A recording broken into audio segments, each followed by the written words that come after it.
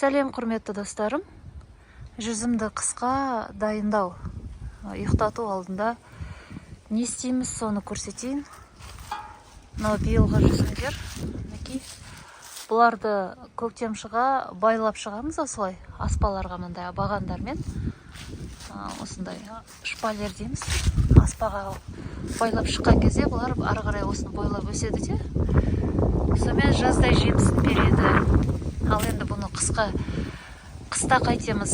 Бізде мысалыға Жезқазған Ұлытау өңірінде 30 градусқа дейін аяздар болады. Сондықтан бұл жүзімдерді біз ұйықтатып бетін жауып кетеміз. Ол үшін мынандай опалубка жасағанбыз. Опалубкалар. Осыған бұтақтарды жатқызып, бетін жақсылап жауып кетеміз. Сол кезде үсікке оранбай тұрады бұлар. Ал оны жасау үшін бірінші ағаш бұтақтарын жерге жатқызып дайындау керек. Қазір артық бұтақтарын қиямда мен сөйтіп байламдарын шешіп жерге жатқызып кетем. Алғашқы -8 градус болғанша бұлар шыдайды. -8 градустан ары қарай үсіп қалуы мүмкін. Сондықтан бұларды қазір неғып кетемін, дайындап кетемін. Көрінсеме жағалай осындай опалубкалар орнап тастағанбыз бүкіл жүзімдерге. Достар, сосын ағашта мынандай бұтақтар болады. Еркек бұтақ дейді. Көрсетейін біреусін.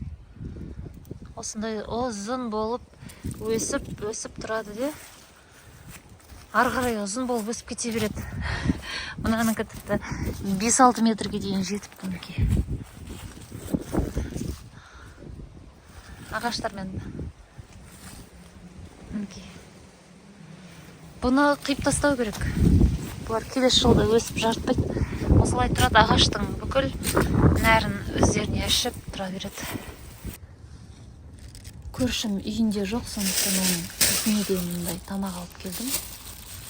Наны бары, еті бар. Осы тамақты қазір итке берейік. Мінекей итіміз қандай күшті ит, кішкентай ақылды. Қазір осыған ит аяғына құйып жерім. Құйдым, достар. Енді ит тоқ болады. Жартысын кетер кезде құйып кетем. Жартысын қазір ішіп жатыр. Ал достар, осыншама ағаштар кесілді. Артық бұтақтар. Ал мынау енді дайын жүзім ағашы. Бұлар енді 1-2 апта жатады солай. Мынаны былай түсіремін де, үстіне тағы нелер тастаймын. Жылы жабындар тастаймын де, сосын бетін немен резинке не бар? Рулон дорожка дейді ғой. Мынау тұр ғой міне.